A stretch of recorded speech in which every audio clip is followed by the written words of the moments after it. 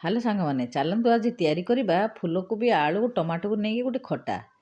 ଆମେ କ'ଣ କରିବା, ଫୁଲକୋବି ଆଳୁକୁ ଭଲ ଭାବେ ସିଝେଇ ଦେବା, ଟିକେ ସିଝେଇ ସାରିକି ଫୁଟଣ ଦେବା, ପଞ୍ଚୁ ଫୁଟଣ ଦେଇଦେବା, ଶୁଖିଲା ଲଙ୍କା ଦେବା, ଭେସୁଙ୍ଗା ପତ୍ର, ତେଜପତ୍ର, ହିଙ୍ଗୁ, ଅଦା ଟିକେ ସବୁ ପକେଇକିରି ଫୁଟଣ କରିଦେବା।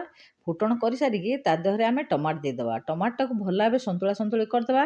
ତାପରେ ଲୁଣ ହଳଦୀ ପକେଇଦେବା। ଲୁଣ ହଳଦୀ ପକେଇ ଆଉ ଟିକେ ସନ୍ତୁଳିକି ତା ଦେହରେ ଆଳୁ ଫୁଲକୋବି ଯେଉଁ ସିଝେଇକି ରଖିଛନ୍ତି ତାକୁ ପକେଇଦେବା। ଆଳୁ ଫୁଲକୋବିକି ଟିକେ ଭଲ ଭାବେ ସନ୍ତୁଳି କରିଦେଇକିରି ତା ଦେହରେ ଦେଇଦେବା ପାଣି ଦେଇସାରି ଟିକେ ଫୁଟିଗଲେ ପାଣିଟା ତା ଦେହରେ ପକେଇଦେବା ଗୁଡ଼ ପକେଇଦେବା। ଚିନି ପକେଇଲେ ହେବ, ଗୁଡ଼ ପକେଇଲେ ହେବ, ମୁଁ କିନ୍ତୁ ଗୁଡ଼ ନେଇଯାଇଛି। ତାପରେ ଗୁଡ଼ ପକେଇଦେବା। ଗୁଡ଼ ପକେଇ ସାରିକି ଟିକେ ଫୁଟିଗଲେ ତାକୁ ଜିରା ଲଙ୍କା ଗୁଣ୍ଡ ଦେଇଦେବା। ଜିରା ଲଙ୍କା ଗୁଣ୍ଡ ଓହ୍ଲେଇଲା ବେଳକୁ ଟିକେ ଦେଇଦେବା।